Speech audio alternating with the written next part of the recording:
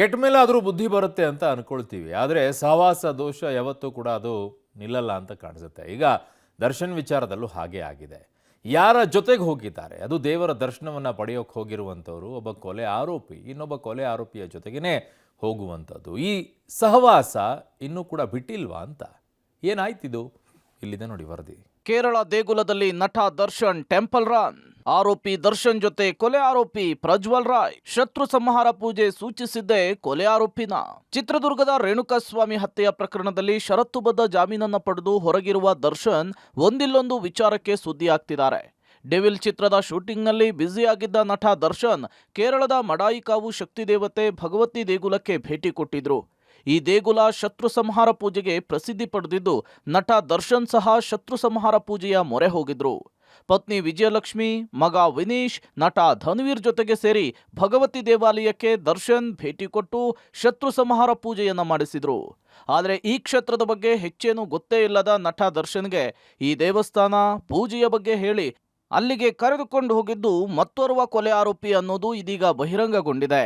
ಆ ಕೊಲೆ ಆರೋಪಿಯೇ ಪ್ರಜ್ವಲ್ ರಾಯ್. ನಟ ದರ್ಶನ್ಗೆ ಕರಾವಳಿ ಭಾಗದಲ್ಲಿ ಹೆಚ್ಚಿನ ಸ್ನೇಹಿತರಿದ್ದು ಆಗಾಗ ಕರಾವಳಿಗೆ ಬರ್ತಿದ್ರು.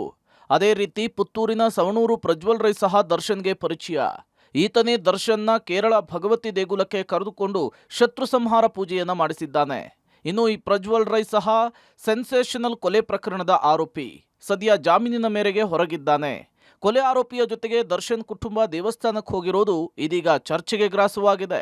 ಇನ್ನು ದರ್ಶನ್ ಜೊತೆಗೆ ಕಾಣಿಸಿಕೊಂಡಂತಹ ಕೊಲೆ ಆರೋಪಿ ಪ್ರಜ್ವಲ್ ರೈ ಯಾರು ಅಂತ ನೋಡೋದಾದ್ರೆ, ದಕ್ಷಿಣ ಕನ್ನಡದ ಬಂಟ್ವಾಳದ ಕರೋಪಾಡಿ ಗ್ರಾಮ ಪಂಚಾಯಿತಿಯ ಉಪಾಧ್ಯಕ್ಷ ಅಬ್ದುಲ್ ಜಲೀಲ್ ಕೊಲೆ ಪ್ರಕರಣದ ಆರೋಪಿ ಈ ಪ್ರಜ್ವಲ್ ರಾಯ್.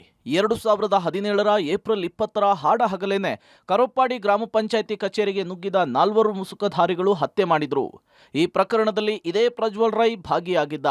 ಸದ್ಯ ಪ್ರಕರಣದ 11 ಆರೋಪಿಗಳಿಗೆ ಜಾಮೀನು ಸಿಕ್ಕಿದ್ದು, ಈ ಪ್ರಜ್ವಲ್ ರೈ ಕೂಡ ಜಾಮೀನಿನ ಮೇರೆಗೆ ಹೊರಗಿದ್ದಾನೆ. ಅಲ್ಲದೆ ಈತ ಕಾಂಗ್ರೆಸ್ ಮುಖಂಡ ಕೂಡ ಆಗಿದ್ದಾನೆ. ಇನ್ನು ಜಲೀಲ್ ಕೊಲೆ ಪ್ರಕರಣದ ವಿಚಾರಣೆ ನಡೀತಾ ಇದ್ದು, ಪ್ರಜ್ವಲ್ ರೈ ಕೂಡ ದರ್ಶನ್ರಂತೆ ಕೊಲೆ ಆರೋಪದ ಜಾಮೀನಿನಲ್ಲಿ ಹೊರಗಿದ್ದಾನೆ.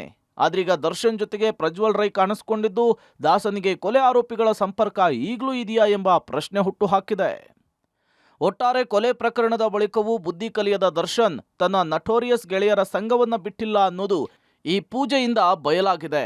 ಕೊಲೆ ಆರೋಪಿಗಳ ಜೊತೆಗೆ ಓಡಾಡ್ತಾ ಇದ್ದು ಶತ್ರು ಸಂಹಾರದ ಪೂಜೆ ಮಾಡಿ ಫಲದ ನಿರೀಕ್ಷೆಯಲ್ಲಿ ದರ್ಶನ್ ಇರೋದು ಸುಳ್ಳಲ್ಲ. Sukhpal ಪುಳಲಿ, public TV, Mangaluru.